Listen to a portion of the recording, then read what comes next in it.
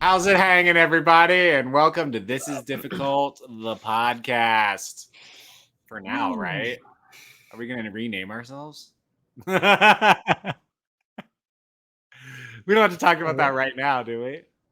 Are we? Is that on the table? I don't think so. Paul's looking at me like I'm crazy. So No, sorry, my mic was turned off and I was fixing it. My like you guys could hear me, but like the podcast could not hear me. Welcome, and so everybody. I was fixing it. So I might have had like a glazed over idiot look on my face. But all good. I was judging your reaction and I was like, what's going on? No, in regards to changing the name of the podcast, it has been talked about that we would rebrand this show a little bit, but Adam and I are actually going to do an additional show at some point.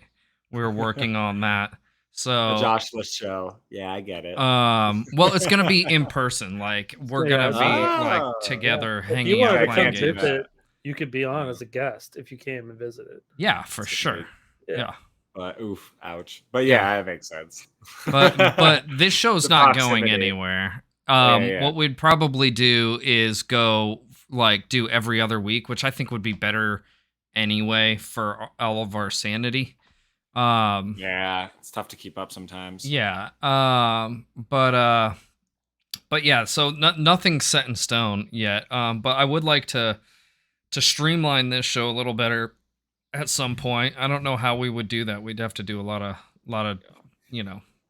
tinkering and talking about how we would do that. But yeah. Anywho, sure. That's really introduce the show. Yeah. How's it going, everyone? Welcome.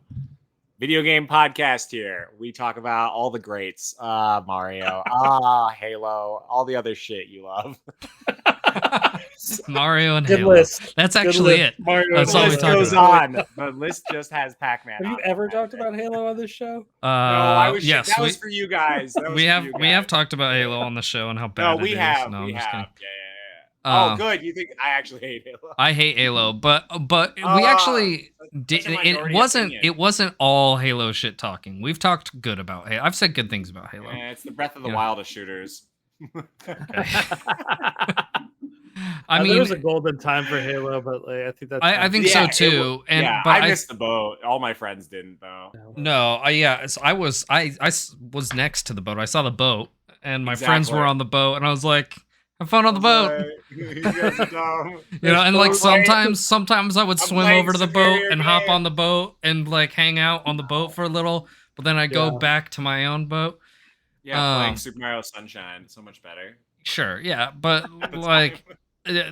It can be said that Halo really did revolutionize first-person shooters in a lot of different ways. Multiplayer, especially. So but that has nothing to do with anything that we're talking about tonight. No, That's it true. doesn't. Oh, good. He's keeping us on track.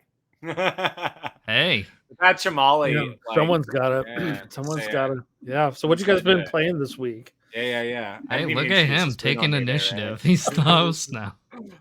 He's the host. Yeah. What have we been playing this week? Who's starting? That's part of the job. Right. You have to say. Okay, starts. No, I'll start. I've been playing. I'm starting. I'm just here for flavor. Hey, what have you guys been playing this week? Just kidding. Don't talk. I'll talk. It's my turn. Go, Adam. Tell us. What have you been doing? I've been playing Injustice 2 because how's that? It's great. It's really good. What's it with the NetherRealm Studios? The Injustice League. The Mortal Kombat. The Mortal Kombat. They do really solid work these days. The Mortal Kombat games and the Injustice games are freaking good. I think they're better than Street Fighter now, than current Street Fighter. Did not used to be the case, but I think the Street Fighter peaked at Street Fighter 3. Yeah, and then Street Fighter 4. Which Street Fighter are they on now? 5? Yes, 5 sucks. 6 is about to come out. 6 is about to come out, but 5 also sucks. They peaked at Street Fighter 4, the one that was I played that on Xbox 360, I think. Yeah, Capcom Fighters have not. And it had what is his name? Gouken, the fuck. The Ryu's master. Yeah. that was like rumored about amazing. in EGM like a million years ago. Mhm. That was It's that nuts. game's awesome. It had a million unlockable characters. It had really good Yeah, 5 combat, switched like, over yeah. to like the infinite microtransactions model, and like, yeah, Capcom sucks now. Oops. Yeah, Everyone kind of does it. yeah, but like between the Injustice games, Mortal Kombat, Dragon Ball Fighter Z, like you can get those itches scratched. Like that's Yeah. Is Dragon Ball Fighter Z now? Oh, I guess it's Bandai. It's not. Have you seen they're coming out with a movie, Arxis, new Dragon Ball movie that like looks like a fucking game. Mm-hmm. Yeah. Yep. It looks like a game. People are literally like, "What game is this?" Like, yeah, I know. It does look like a game. Yeah. Josh, what are you playing? Oh yeah, video games. Yeah, I played a lot actually. I've been hitting the streaming hard. Yeah, put it in my veins, baby. So me and Colin played Wind Waker co-op, which was pretty awesome. So literally, it's actually couch co-op, so we parseced in, but it's like a split screen Wind Waker. Yeah, it was pretty amazing. We beat that.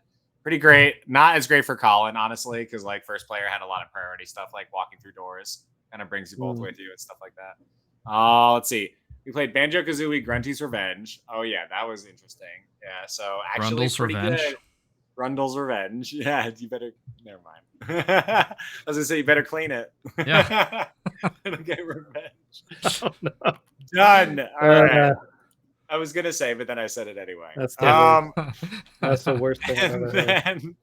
I know, me too. It's the worst thing I've ever said. I forgot where I was going. That's a really good game. It like feels like a Banjo game, but it's so bite-sized and like the difficulty is strained and how it like ramps. It's like super easy for the first 5 worlds and then it's super hard all of a sudden. But it was definitely a good Banjo game, but like could have been on a 3D console. I feel like putting it on a handheld was kind of like a disservice to Banjo, I feel like. Mhm. But it was Rare, so that was a good game actually. Rare did a decent job when they were still with Nintendo.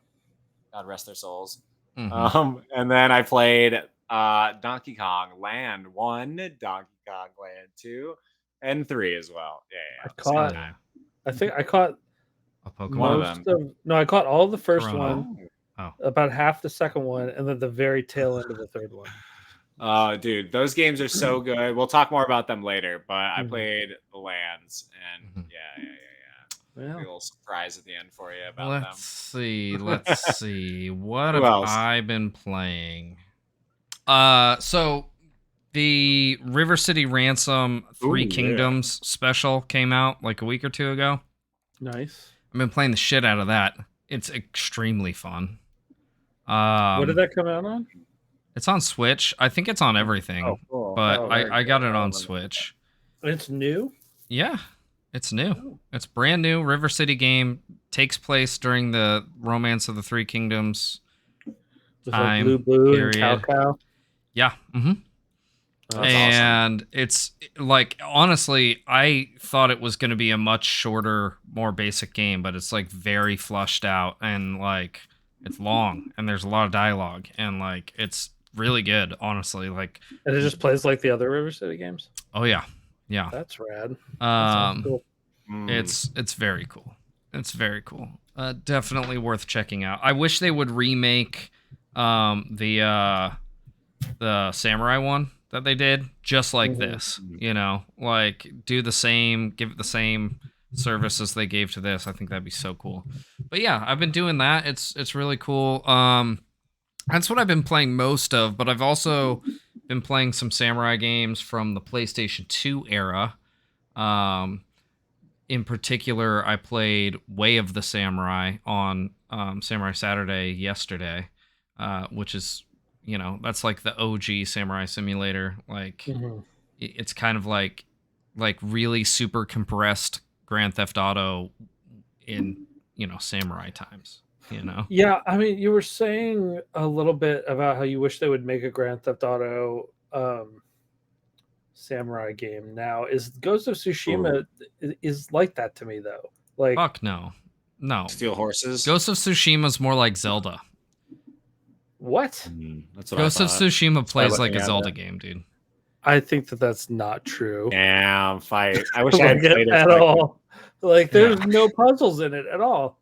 Okay. True. Temples and puzzles and items. Yeah. Okay. So minus the temples and puzzles. I like the way that it plays. Like as far as like your items and like the progression and everything. I think if you play it linearly, it plays like a Zelda game to a degree. Yeah. But like definitely not.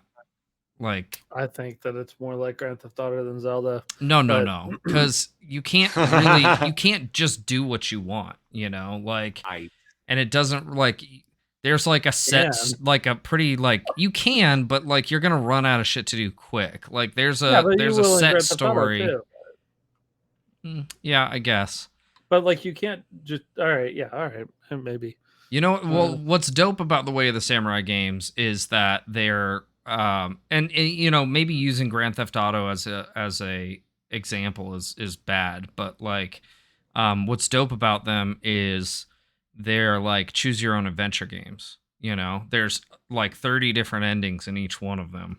Yeah. And it all depends on, the actions that you take. So there's a game that came out called Stories Tales of Destiny a few years ago that you play as a fox that does basically the same thing, that you have to play it over and over again and use the branching paths to get all the endings.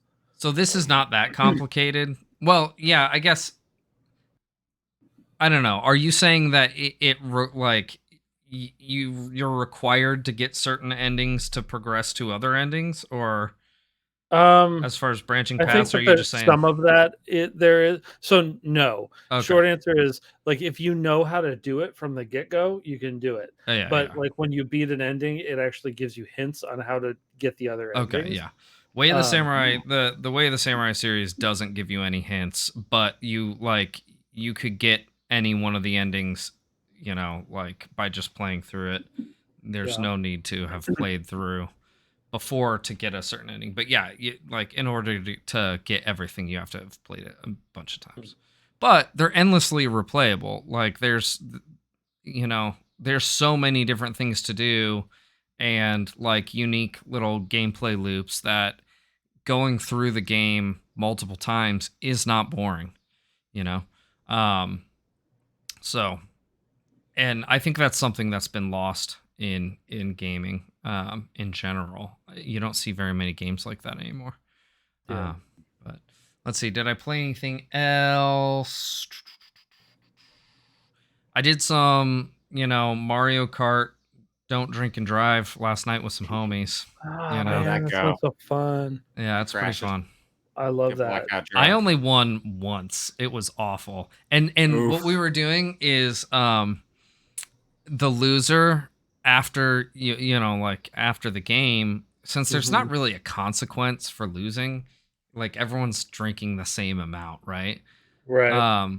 Yeah. So the loser had to take a shot of, or not a shot, but like a little small spoonful of hot sauce, and the hot sauces got progressively worse for the amount of times that you lost. I don't want to do that. I would just take a shot.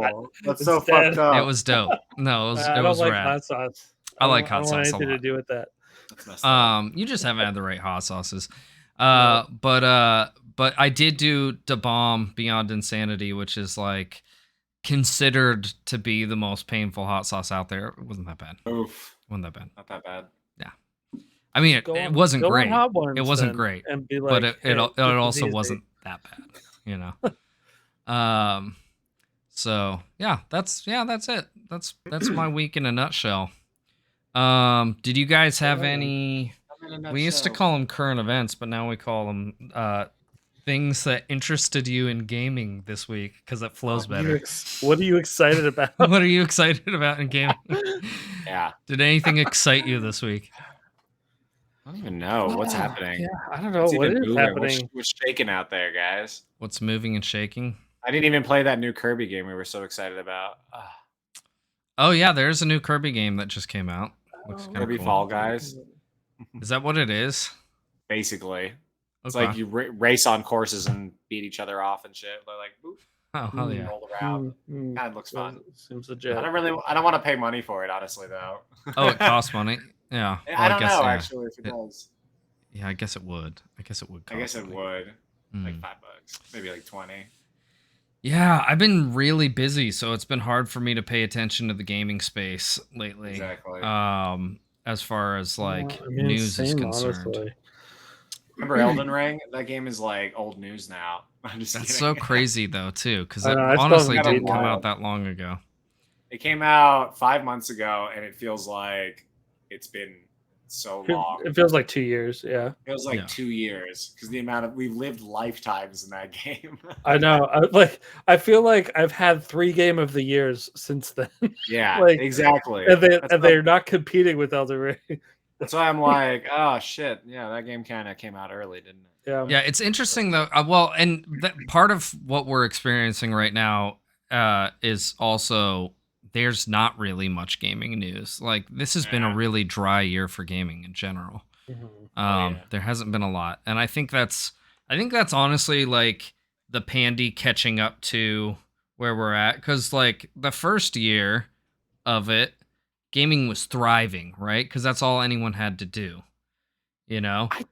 So I don't really understand how it affected the gaming industry at all. Because Um, it put a Just send everyone home. Have you can work on your games right, from but a home. lot of people didn't Like- have the infrastructure. So I can speak to this directly because Okay. my job, it's not in gaming, but it is in tech. And we had to basically assist a whole bunch of different hospitals with setting up work from home infrastructure, right? And that was Okay. a fucking nightmare. Well, and I imagine that realized it's a lot that more. it's a different industry, but like Yeah. just like the tools and everything that you would need to be able to provide all these employees to work from home. Some of these companies might have had it, like that, but a lot of companies never even thought about it. It never even crossed their mind that there'd be a global pandemic that would restrict people from coming into the office and working on a game.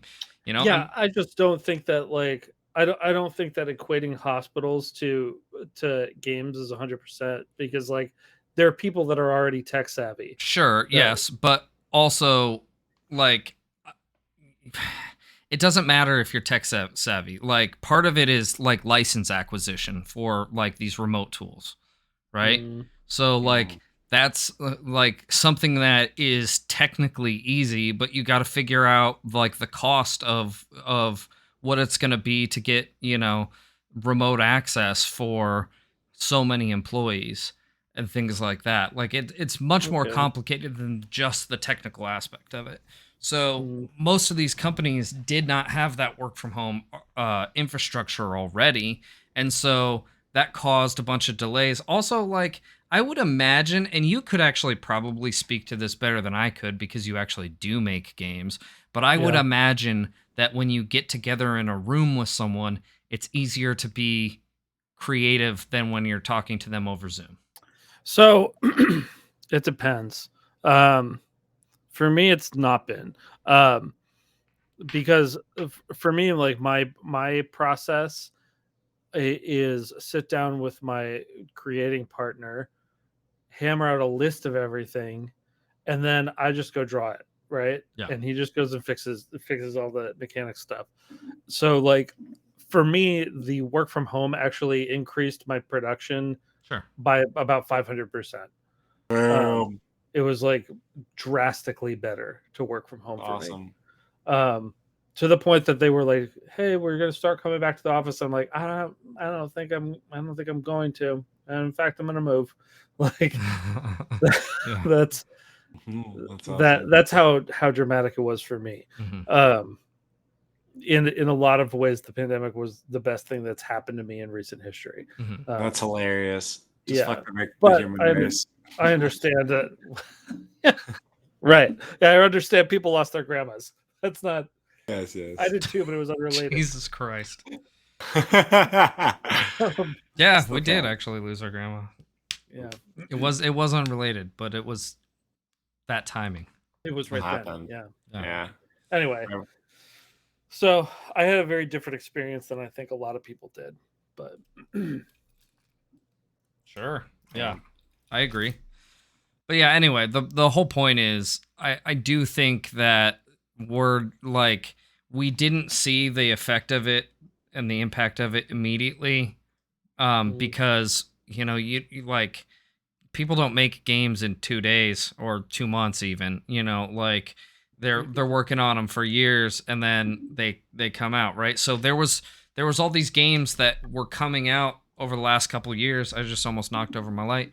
That had already been worked on and they just needed to put the finishing touches on that. But now we're, 2.5 years in and we're seeing like a lot of things getting pushed back to next year, a lot of bigger delays. And I would have to assume that's because of like that, early breakdown in productivity due to the pandy that's just now catching up to us. Yeah.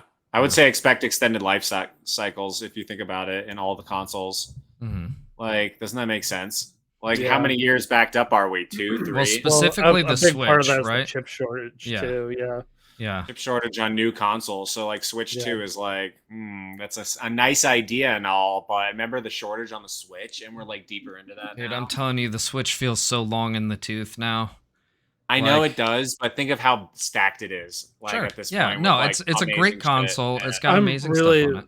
I'm really like reticent about that because the Switch has such a good library now that if the Switch 2 is not backwards compatible, I'm gonna be so sad. I'm really debating whether or not like I would even get one. Well, you definitely keep your Switch 2. Like, you definitely keep your Switch 1, but it's like a shame that it wouldn't like. Yeah, but like it is a tragedy because like I have a Wii U that I never touch, even though there's things on that I absolutely love. Like I can't tell you how mad I was that the Wii or the Switch wasn't like backwards compatible to Wii U. I know. And obviously I don't expect that I could put my Wii U discs in it, but like my digital purchases, like I expected those all to transfer over. And they should be treating the Switch more like their handhelds, whereas like for 3 handhelds in a row they were backwards compatible, and then the next 3 in the row were backwards compatible. Well, I mean that's also the trend in gaming right now, and I realize that Nintendo likes to buck trends, but like I think with like what Xbox and PlayStation are doing with backwards compatibility, it would be fucking foolish for them to. Didn't they just elect a new prime minister or something there too? Or like some new politician that was like, yo, game preservation is super important to me. Oh, that's awesome. Didn't that just there was a politician that said that? Yeah, in Japan. Badass. Fuck yes. I mean, that's rad, but I think you're making that up. I think it was probably like look it up. There's a Japanese politician that's like game preservation is really important to me. I wanna pass some stuff on that. Okay. Nintendo's like, yes, sir. Let's fucking go backwards compatible. You can see all the way back to ColecoVision. I think that game preservation is like the most important thing right now. But it is. Me as it is. We're in the like nascent stages of an art form. So like imagine renewable energy. We need it's an art form that isn't preservable. Like you can't like hang it in a museum and use preservatives on like how paintings. Right, but like imagine how many Leonardo da Vinci sketches are just lost to time. Mm-hmm. Like how many did he just go like, this sucks and throw it in a river? Yeah, dude. But think about it, like the Mario cartridges and shit like that, they're gonna have to be like dusted and eventually like they'll erode. And even if they're in a museum for thousands and thousands of years. They'll stop working. So this, I mean, all this that we're talking about kind of ties in a little bit with our topic for the night, which we titled "The Collapse of the Video Game Middle Class," and I guess what we mean by that is we've started to see a trend in gaming where you've got all these big, AAA games that come out, that seems like a lot of those games, big first party games, expensive multi-million-dollar, super expensive. And then you have like indie games, which can be awesome, can be really great, but what happened to the games in the middle, right? like I said earlier, I've been playing a lot of like like Gex 64. Sure. Oh yeah, for sure. The Exactly Buck like Bumbles. Gex. But I've been playing like a lot of PlayStation 2 Samurai games lately, and they're Oh, not they're good. great games, but they're also not bad games at all. They're pretty fucking fun. They didn't cost much to make. They made a bunch of them, like a bunch of sequels that no one fucking played except for nerds like me. But they could do that because it didn't cost them that much to make. If they tried to do that now, and probably the reason you don't see these now is because it would cost them a fortune to put out one of these games, and these companies aren't willing to take those risks. It's true. You know what I'm saying? Well, so do you think that Very true. do you think that it is technical, that the technology is advanced too far so that the requirements to do something good looking are so expensive that does that make sense what I'm asking? Like, so the AAA games are the peak of technology, right? Yes. Usually that's like they spend the most money to make it looking good. They have to spend It's like extra Steven time Spielberg. rendering the characters. Right. They have to spend extra time making sure the interactions are good. You have to pay A-list voice actors. You have to, there's like a lot of you have to market it. Like that's a huge expense that no one considers. Like, yeah, that's millions. Yeah, millions and millions of dollars. Yeah. You're talking like probably two, and usually the marketing is not included in the game's budget. Right. Like with movies, same way. When you see a movie's budget, that doesn't include the marketing budget. So usually movies cost almost twice what it says on the sticker price. So like, but you got to think if they sell 1 million copies these days, that's $60 million plus tax. Sure, but if they have invested $100 million into it, they haven't broken even yet. Like, it's true. Ouch, my butt. So exactly. What are the odds though? Yeah. Right. So like, I don't think that that's sustainable long term. I feel like, especially with the culture around grinding and crunch, and like you're burning out people, and they have a mentality of like, we can hire new people after this. Sure. A lot of the big companies do that. But it's going to start making shittier games overall because it's basically forcing out and it has new ideas. Well, I wouldn't necessarily say it's made shittier games. It's made fewer games for sure. I think it's made shittier games too. I think look at Avengers. Yeah, like Avengers. That should be great. It has everything going for it. But you know what's funny about Avengers is and I haven't played Avengers, but Avengers is almost the type of game I'm talking about, where it's like a game that's not quite AAA, but also not like an indie game. It's not great, but it might scratch that itch for somebody. There's like that niche of people that want to play that game. Maybe it's not. I haven't played it, so I couldn't really, speak to that. I don't know. It's definitely AAA. It is. So I was totally wrong on that. You know what? The only recent example of a game like this that I can think of is Kena Bridge of Spirits. Love that game. That game's amazing. I haven't gotten to play it yet. It is. Oh yeah, I don't have a physical copy because they didn't come out with a physical copy when I first got it. I was gonna say I'd lend it to you, but I can't. But that game's awesome. It is an indie game, and it feels like those kind of like N64 era, platformers, action platformers, with obviously like a more next gen twist to it, and it's a little better, but it's not like. You can tell that they didn't dump millions of dollars into this game, but they still made an awesome product, that's worth checking out. And I think that most companies are afraid to do that these days. And to me, that's a fucking shame. I don't want to waste any investment. I think so too. I think, well, you could see this also be really damaging in the case of like Beyond Good and Evil. Yeah. That they're like, okay, we have this franchise that we're gonna. I was just thinking of this back. game actually. Yeah, that it was one of these franchises that fit that mid range. Yeah. Sort of thing. It's not Mario. It's not Halo. It's not Call of Duty. It's not like. So there was actually some Beyond Good and Evil Well, not news admitted. recently. I don't know Two? if that's yes.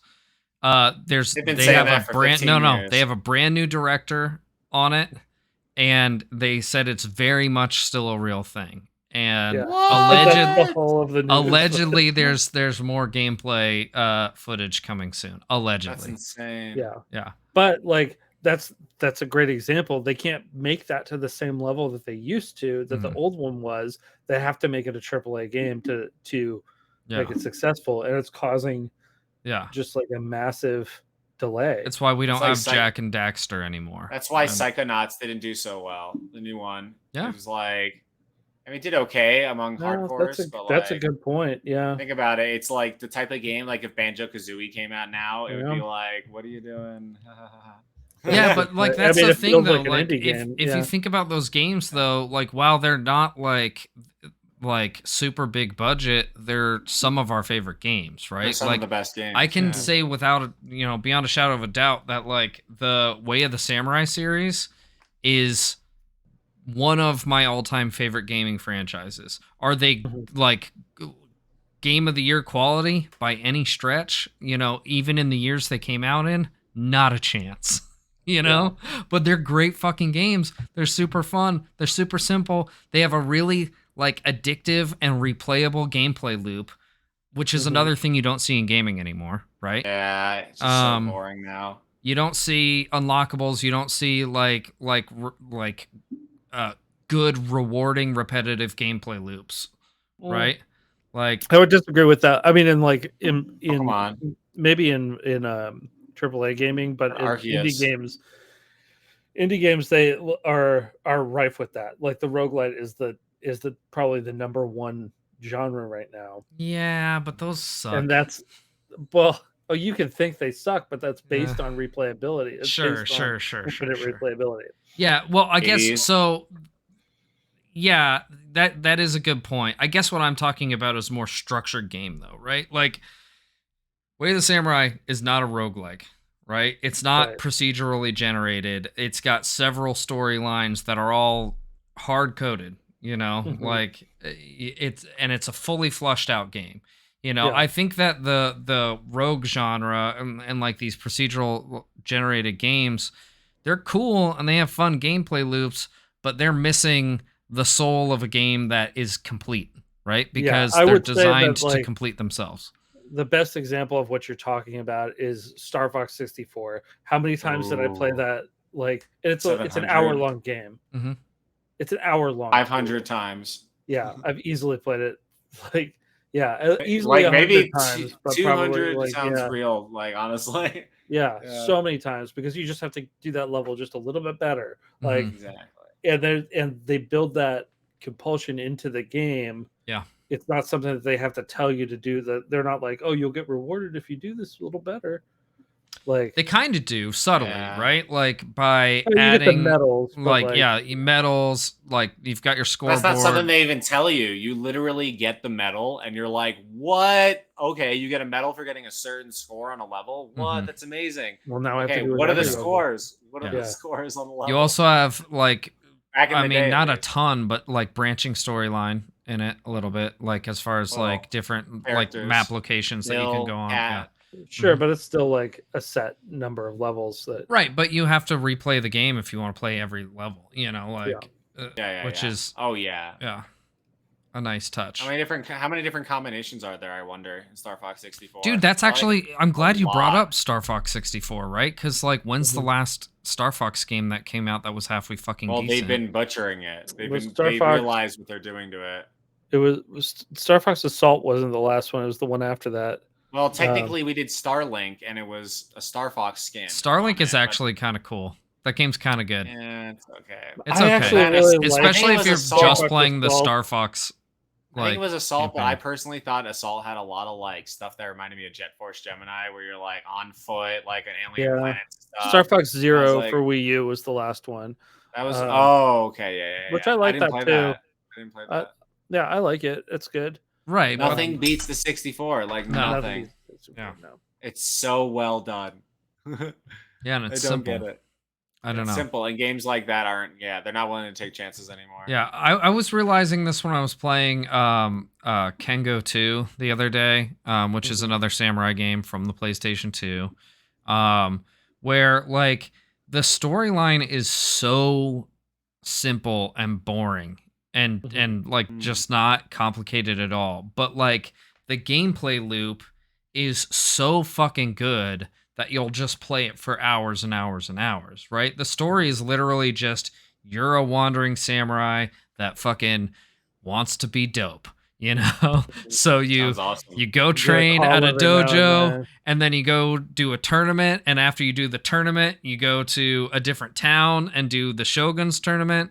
And if you cousins like, you want to go bowling? Right. And if you beat the Shogun's tournament, then that's the end of the game. But like what they do that's cool is they add in all these different styles that you can learn, and you can customize different styles. Then you can also like go do like betting tournaments where you like you bet swords against like the people that you're fighting, and so you can win their swords, and so you get better swords and this and that. And then like there's also like the master swordsman that you can like if you fight in the outdoor tournaments, or if you go to like the guy who gives you jobs to go like, you know, defend, you know, whatever and rescue fucking princesses or some shit. They'll give you tips on where to find the master swordsman, right? So you go find the master swordsman. If you beat them, then you learn their style and you can utilize their moves. Right? And then after you've beaten all the master swordsmen, you get to fight fucking Musashi, right? Which is dope. So there's like this whole hidden storyline. On top of that, every time you complete the game, and depending on what you have completed in the game, when you start a new one, you've got more characters to select from and more costumes to select from. And you'll learn that like the different like avatars that you pick have different stats. And so like, you know, you can get, you know, have a stronger and stronger character each time you play the game in theory. So like this really simple and dull game that costs nothing to make, I'm sure, is so much more replayable than Elden Ring, which is... what do you think the turning point was at this? Like, when do you think it stopped being feasible to make this type of game? Because like I could think of the most clear... I think it was the example for me was like Xbox 360, like the Marvel movie tie-in games are like that level of mid-range. Like the Captain America game was good. Yeah. It's just like it's not.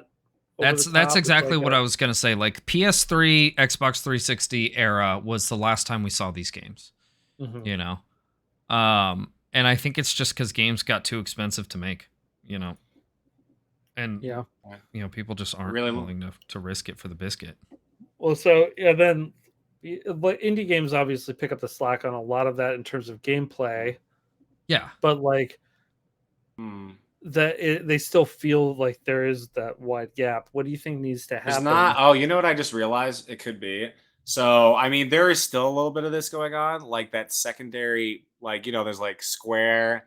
And like there, but used to be like Rareware and like all these other ones basically that would basically produce exclusively through large like AAA companies like Nintendo and stuff. And there really aren't as many of those. So we're kind of like leaving it up to they keep like getting bought up by these bigger companies and then get absorbed and or like put into projects that are like have nothing to do with what the soul of that company was. You know, that's the thing. We basically and then we lose like that lower level like regular person like personality in games, like where these like regular solo companies would pretty much just like produce, they would do all the fucking work, and then like Nintendo would come along and be like, yeah, totally, like just put a bunch of this shit in here, put some Marios right there, you're good to go. All right, yeah. So like what do you think needs to happen to close that gap between of like you know, indie games I would say take between 1 and 30 people to make usually, right? Yeah.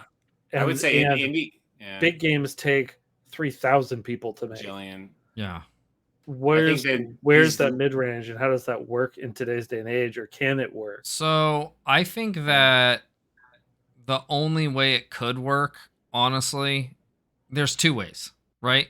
You can do what the people that made Kina did, which is get one of the big three to invest in you, right? Yeah, exactly. So like they got Sony to invest in them, and they were able to produce that game, and it was excellent, right? Or the bigger game companies need to realize that there is actually money in not making like these super grandiose games. You can make AA games that are dope. You can make Glover. Yeah, you can. I've never played Glover, but fucking do it. Super Monkey Ball. Yeah, Super Monkey Ball. Perfect example. Awesome fucking game. That's a great example. Jet Set Radio, like. Yeah. And you're seeing some of that stuff. There's a new one called, what is it called? Like, something grind, super butts or something. Super Monkey Grind. Grind super butts, right? Nailed it. I don't remember. There's like a spiritual successor to Jet Set Radio coming out relatively soon, I think. Right? I kind of think that it's on a sliding time scale, or like borrowed time rather, that like we're gonna reach the point at which economic concerns, inflation, what have you, any of that is going to reach a point at which making critical mass critical mass, there you go, that it's going to be not feasible anymore, that they go, we're going to spend $100 million on this, but we're only going to make $101 million back. That's not worth it. So like, I just wonder what the steps are to get there, and I think it will happen. I don't think that that's anything that people are deciding. I think that there's gonna be a point at which they go like, we need to spend less money on these games. Yeah, I think it's okay to spend less money on your games. Yeah, you can still make good games. I think it's good. I think that having that many people involved is bad. Yeah. Well, look at what's happened with like BioWare, right? Yeah. Like, I think they really tried to always outdo themselves and like put all this money and all this like effort into these games, which worked like, miraculously for them for a little bit, right? But once, that creative energy and like there's too many cooks in the kitchen, like that all ran out, the BioWare magic stopped being magic. And we got fucking Anthem and whatever the hell the last Dragon Age and with Mass Effect Andromeda. Mass Effect, that kind of crap. Yeah. So absolute shit. Yeah. All right, good talk, guys. You want to do your review, Josh? Yeah, we can do squirt a quick one out. Squirt a quick one out. You got time. We started late. We did start a little late. bit. True. Yeah, we got time. Okay, forgot about that. Yeah, let's switch over to that scene real quick, and you can give us your review. All right, here we go. I have to make up a bunch of these facts because I didn't know what I mean. Oh, you know what? Yeah, we usually have someone that's better at this shit than us. I think this one's easy at least. So today I'm going to be reviewing for the Game Boy Donkey Kong Land 1, 2, and 3. These games were produced a year after each of the Donkey Kong countries that they respectively represent were released in America. Or we're talking U.S. releases. I don't know about the Japanese releases. So 1 was 95, 2 was 96, and 3 was in 97. So I really don't know any more than that. Nintendo, and produced by Rare, which is amazing. The best team I could ever imagine, to make a fucking game. Let's see. Played on the Game Boy and the Game Boy Color, which is really awesome. This is super old fucking games. These are really old. These games shouldn't, I think, who said this? That Adam was like, these games shouldn't have worked. In the chat, I feel like they shouldn't have worked. These games are pretty. What's the word? They're like oh man, I can't think of any. They words really tonight. push the boundaries of Yeah, what they push the the envelopes. Game Boy could do. Yeah. There's a word, but I can't remember it now. It was like such a grandiose plan to like put the Donkey Kong on the Game Grandiose, the Boy. Pokemon. Yeah, I don't know. Grandiose. It's blasphemous. So anyway, so really, I can't think of it. Really, just Donkey Kongs were doing really well at the time. They were like, we got the handheld now. Let's do this. Let's see how it goes. It's not available on anything but the Game Boys right now. I'm really hoping we get a Game Boy Advance / Game Boy Color, whatever store on the Switch, so we can get these. I would love that, or just a whole DK like bundle release thing. Maybe they're never gonna give us shit we want. Let's see. I know. What do I like about the games? So I'll go in order about each one, and I'll be quick about it. So 2 and 3 are very similar. I won't go in order. What was I saying? 2 and 3 are very similar to their respective games. So 2 is probably the closest. The names of the levels are even really similar to Donkey Kong Country 2. The music is pretty much 8-bit versions of the songs, which is amazing, all done by David Wise. So absolutely incredible. And 3 is kind of like a bite-sized version of 3, but there's a lot of features taken out, and then the level designs and names are all different. Level designs on all 3 are all different from the console versions, but these 2 are more closely related to the console versions.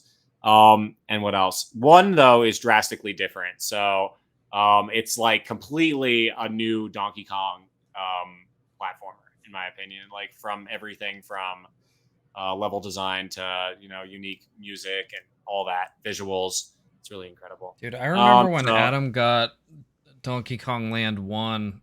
I was freaking blown away. Like, not only had I never seen a yellow cartridge before, because this was like before Pokemon. The colored. It was the first like non-gray cartridge. I was like, this is cool.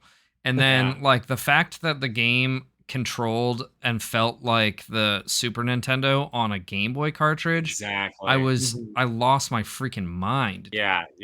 So that's in my opinion the biggest thing that I like about these games is that they feel so much like the Super. And as good as 1 feels, like it feels really good. It's tight, but it's still like a little heavy. I don't know how to explain it in the weightiness of the jumps, but it still feels like you're playing on the Super. 2 and 3 really refine it. I think that 2 really refines it a great deal, and then 3 kind of amps it up like another 5%.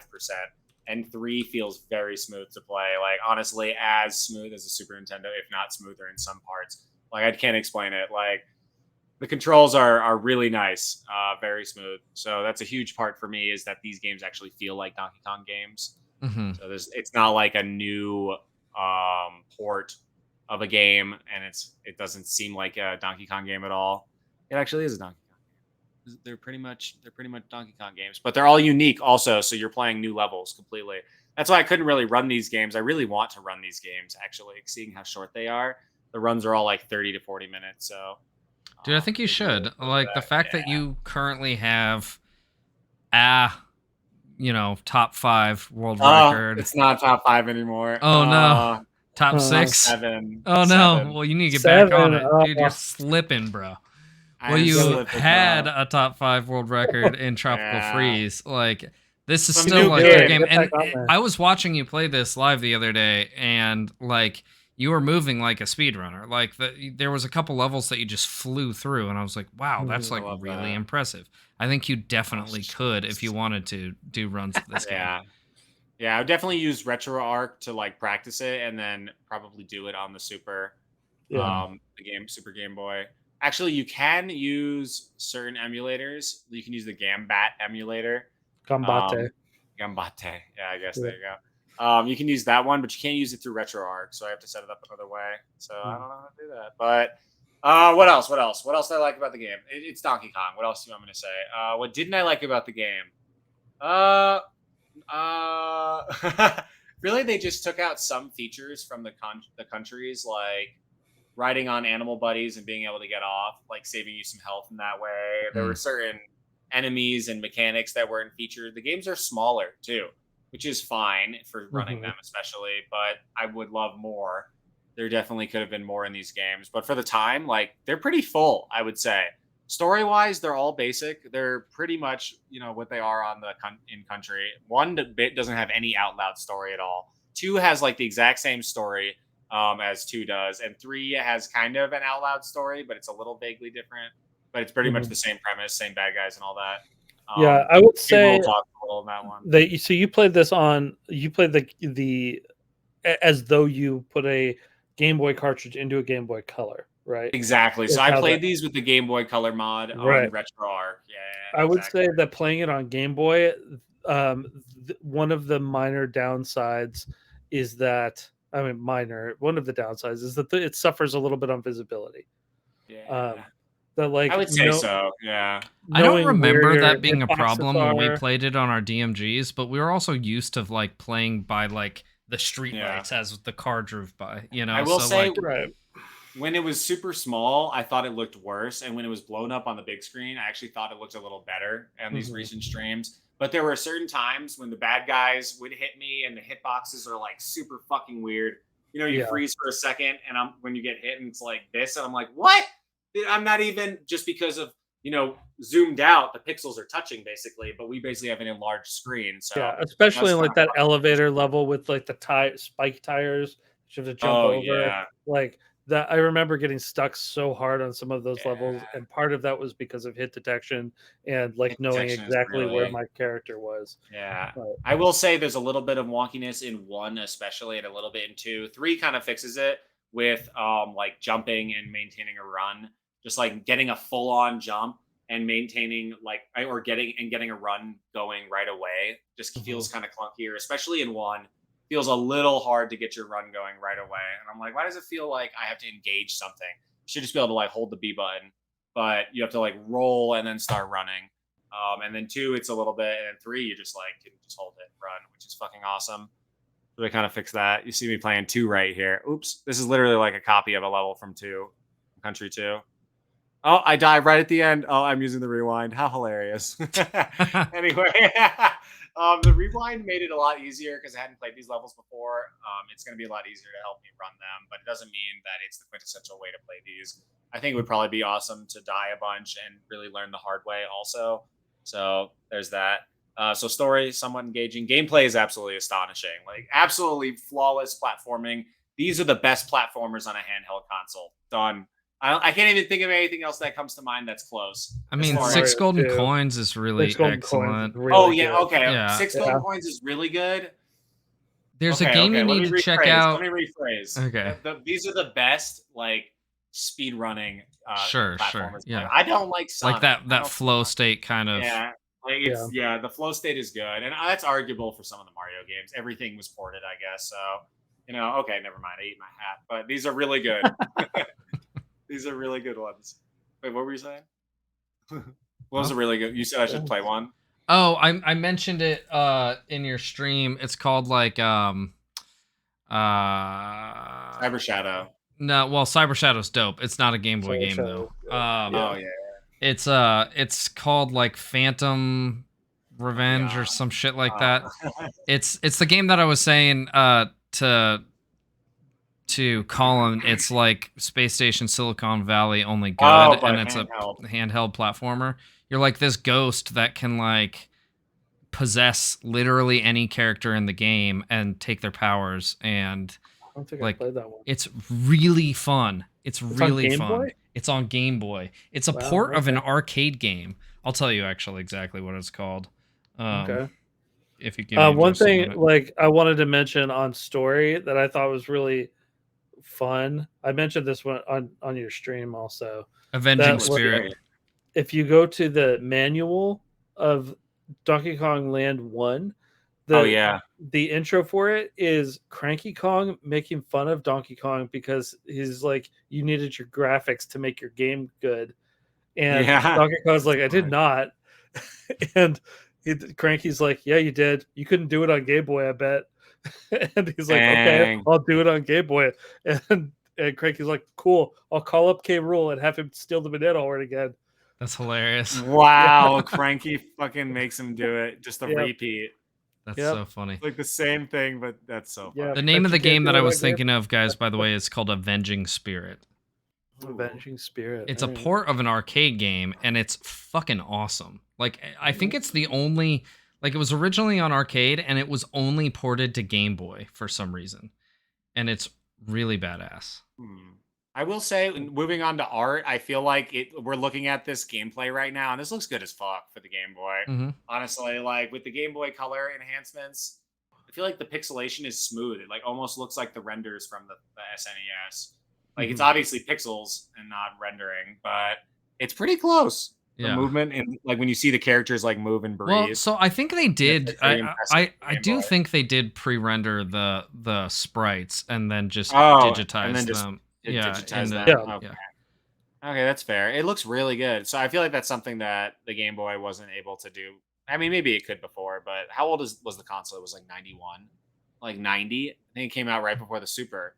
So this was like in the middle of its career, basically, and then the Color came out like right after these came out. Yeah. So I don't know if I can hold the art against it too much because of when it came out, and it's a handheld. So I mean, maybe some points, but not really even, because I really do like how it looks. I mean, translating a 16-bit, it is actually a 32-bit sprite. Yeah. That was downscaled to 16-bit for the actual console. Downgrading that to an 8-bit, like 3-color sprite is super impressive that they were able to translate that. Yeah. And I think the backgrounds look great too. Like, anyway, I don't know. Yeah, dude, Rare was undefeated back then, man. Rare was undefeated. And they were like, we're getting 6 games out of this franchise. Like, literally between 94 and 97, they made 6 games with Nintendo just on Donkey Kong alone. And I'm sure like a ton of other games, Well, yeah, definitely a ton of other games, but that was just like, and David Wise, moving on to music, he was on all fucking of them. He had a lot of help. You said he did the whole one soundtrack, right? He did. There was someone else that did another guy. That's right. There was another guy. And then 2 and 3 are literally just the soundtracks, like pretty much digitized. I would say with minor alterations to some of the songs. But 1 is a completely unique, for the most part, soundtrack with like a few exceptions. But really, really awesome songs. David Wise kills it on that, and whoever else is with him, some guy. But he takes lead on 2, and I don't know if he takes lead on Land 2 either, but I remember he was the only one doing it on 2. But this motherfucker is easily my favorite video game musician, I feel like. He's up there. He's up there, yeah. Absolutely beautiful soundtracks. Yeah, beautiful soundtracks. He's incredible, yeah. So yeah, the music was great, even on the handheld, I thought. What were you saying? Oh, I was just gonna say, like, Final Fantasy says, like, hold my fucking. Well, it does, but then also a lot of these I think he's on the same level. Yeah, I know. I'm just teasing. Yeah. I know. David Wise it's a different vibe, but and Tropical Freeze like really nails that in the coffin for me. Like when he has like more tools and he's like really mixing shit, you can tell, like, as opposed to like fucking Diddy Kong Racing. Diddy Kong Racing is just an absurd. They're probably just like, have as much fun as possible. This game is just irreverent. And he was like, all right. Shockingly killer soundtrack on that one. Absolutely insane soundtrack that holds up to this day. Yeah, that was another one, 97, I believe. I think so, yeah. And then what else? Sound design, incredible. It hit all the notes. I would say maybe sound design was actually lacking a little, but it's probably, again, Game Boy capability. It's like translation of, Translation. How long did it take you? These games are each, like, if you're running them, 40 to 50 minutes, 30 if you're a god, and then if you're casually playing them, like an hour to an hour 15 each. I don't even think. Depends on if you get stuck on this one level forever. Oh, dude, I forgot to tell you, Adam. I was watching a speedrunner, and there's literally a skip right in the beginning. You like really? And then you roll and then like angle back and go right on. That would have been good when I'm trying to do that shit in my car. I know. In my mind, it was like how Mario Maker, in the back of the Volvo. In order to clear check a level, you have to like beat it, obviously, and sometimes you would put like a skip barrel or like like a warp block somewhere to get to the end, but no one would know there was a warp block there. And to me, like, this secret exit in this level is like that for the creators. Like, they probably put it there. Didn't like, you accidentally find a secret exit in one of one of the playthroughs that you did on stream the other day? In one, I found a secret exit, and I like had no idea. Like, I watched you play one. Like, you went like down below something, and it just like put you at the end of the level. I think that was a glitch, honestly. Or maybe it looked like a glitch, but it looked like a glitch. I remember like I touched something or did something. Yeah, you seemed confused about it. It would be like an exit. You know what I mean? Like it was. I remember that. That was really So, not perfect games, but whatever. And let's see what else. So they take me that long. How were the games? Were they difficult? These games actually are difficult. I'm going to say they are not Dark Souls difficult. They're not as hard as the countries, although the countries just have more levels, so more varying displays of difficulty, I would say. So that's not necessarily, some of the levels are actually really fucking hard, especially in one, like we're talking about this one dumbass level where you're bouncing around on a moving platform or jumping off of pigs. And it's absolutely insane. But a lot of these levels are really, really hard. So I would say 10 being like the hardest Dark Souls game, and 1 being like, the first level of Mario 64 or whatever, Super Mario Bros. I would put this at like, I would say a 6.57 almost. Like, you know what I mean? I would almost say 7, like graciously. I would say, and especially 1 probably deserves that the most. It is like pretty grueling, especially the last 2 worlds are hard. And without the rewind, it's going to take me a lot of training. Only 4 worlds in 1, so it's pretty short. But and then what else? Would I play a sequel? As many as you can make. Like, give me all the Donkey Kong. I can't even. Yeah. So I'm gonna rate these all individually. I know this doesn't matter because Zach's the one who keeps track of it. So, oh wait, how much do these cost? These are like $15 games if you have a Game Boy, and a Game Boy is like $100 right now. Yeah, I just looked them up on eBay. You can get the first one for $13.97. Oh yeah. Second one for $15. That's impressive. All 3 of them for $30. Like, it's actually, they must have flooded the market with these cartridges, because I think they did. Yeah, I think they did. Yeah, because there's so many obscure games that cost a goddamn fortune. Yeah. And it's like, but no one played that game. Well, yeah, exactly. Yeah, no one had that game. Exactly. So they didn't produce more of it. Yeah, this looks like $16 on average per game, which is like, I saw 3 for $50, so that's pretty good. And then you can get go get them. You can get a Super Game Boy for like $30 to $50 or whatever. So for $100, yeah. Or you I have just that get nice refurb Game Boy. You can see right behind. Oh, you can't see it. Ooh. But well, look at this. Look how good Wrinkly looks. So I would definitely say these games are a buy at this price. Like, absolutely incredible, especially if you're playing it handheld. Like, I hope to God these come to the Switch. I will lose my shit. It's gonna be amazing if these come to the Switch, and it's gonna like revolutionize the speedrunning scene for this game. All these games also, we'll see a ton of like a huge influx. I can't even talk. Huge influx. I mean, influx of spin. I can't even. Fuck, you mentioned on you mentioned on stream like how cool it would be if they did like basically just a remake of all 3 of these in a modern style. They just take the level design and port it, and I feel like that would not take that much work, and they would get a bunch of free money out of it. They should do. I would love that, and especially that would be remastering old games all the time. Honestly, yeah, I don't think they need to master the countries, but I think these ones, just how like Link's Awakening, just need. I think you could stand to just like you go like, hey, we put out country, we cleaned up the models, they're smooth, and that's it. It's true. You could just smooth out the models. Yeah, they run the risk of changing things incrementally, but maybe not. Maybe not. Not Nintendo. They're really good. Yeah, Nintendo does everything right. So I would say each of these games are astonishingly good. I'm gonna grade them for their time period, since I don't want to give multiple ratings on 2 sets of games. So we're just gonna like grade them as if like I just opened the box and put this shit in. And honestly, I think it mostly holds up. So I don't even think that like an alternate rating for now would be that much lower. I think that platformer fans would still enjoy this on a big screen, probably more. But handheld, like if it was on like a really nice Game Boy maybe, or a color, that'd be good, I would say. Who the fuck does that though? So let's see. 1, I probably am. This is probably my lowest rating, I would say, out of the 3, just because it is a little more grueling and it's like the most different, which is a plus, but it also holds it back in slight ways. I don't know how to explain it. But I'm still going to give it a super high. I think that 1 is probably, these are going to be high. A 9.1, I would say. It's pretty good, but it's not like a flawless game, but it is amazing. I would say it's in that territory. And then 2, I would give a 9.4. And then 3, I actually think is my favorite out of the 3 as far as controls. So I'm going to give it a 9.5. It's definitely, in my opinion, the smoothest handling of the lands. And 2 is like a close second. And Country 2 is my favorite Donkey Kong Country out of all of them. And still, I think that Land 3 is a smoother game. And it just like flows a little better. But yeah, they're incredible games. If you can get your hands on these bad boys, they're absolutely worth it. Super random review, I know, but absolutely worth it. Hey, look, I'm starting 3 now. Yeah. All right, man. Absolutely. Right on. Well, thank you for that review. Let's switch back real quick. So yeah, that's the show, I think, boys and girls. Did you have any closing thoughts? Anything you wanted to get out before we end it?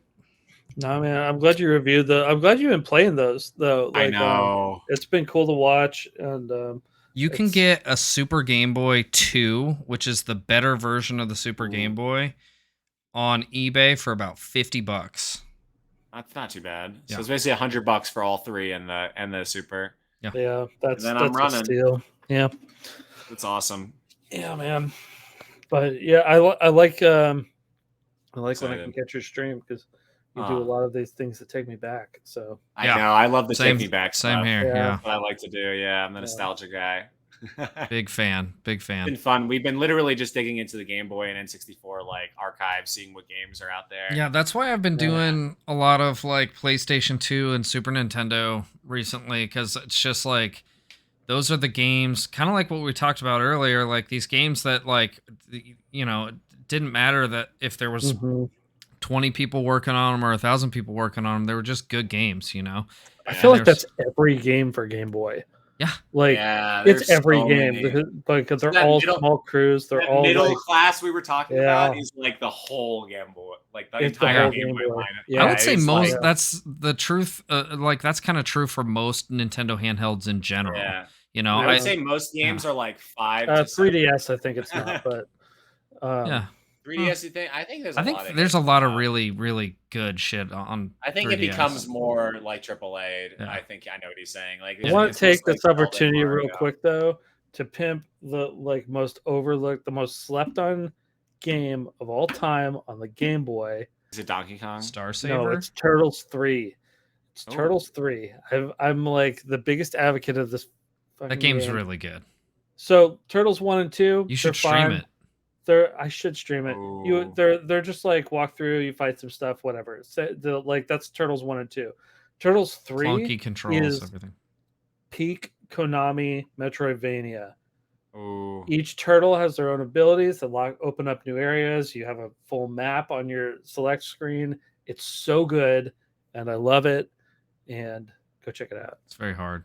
Oh, yeah. But I slept on it because I was like, I played the first one and I played the second. The third one's probably Follow more the Foot same. Clan. That game sucks. It's not the same. Yeah. Anywho, thanks everyone for hanging out tonight. If you're watching this live, you're watching it on my Twitch channel. I do games on Tuesdays and sometimes Thursdays, and then every Saturday we play Samurai games because it's Samurai Saturday. And then we're back. I think. Josh, are we back on Sundays for good right now? Yeah, we can be, I think. Okay. Yeah, we can be back on Sundays at least for a month. Okay. Yeah. Well, stay tuned in regard to the timing of the podcast. But for now, I think we're back on Sundays, which is nice because Monday nights were killing me. But yeah, if you're watching it on YouTube, like, share, all that fun stuff. Sharing's the most important thing to us. And then if you just want to yell at me on Twitter, you can. It's at Ryugami Sama right down there. All the Discord and all that information's in the chat right now. So check those things out if you haven't already. And Josh, where can we find you, man? Yes, Lord Yeshua and Lord Yeshua TTV on all my shit. And check me out doing stuff, actually, for once. What are we streaming? I don't know. A bunch of RetroArch shit and stuff. Random shit. I don't even know. I'm running out of games. We're going to run the Donkey Kong soon. Yes. Nice. You can find me on Twitch at Comics and Coffee, where I've been streaming art again. I started that back up, and hopefully I'll be doing some games soon too. Yeah, Ninja Turtles 3. Yeah. Then hit me on Twitter at GTG Adam. Sweet. Yeah. Thanks again, guys. Everyone have an awesome night. We'll see you guys next time. Bye. Goodbye. See ya.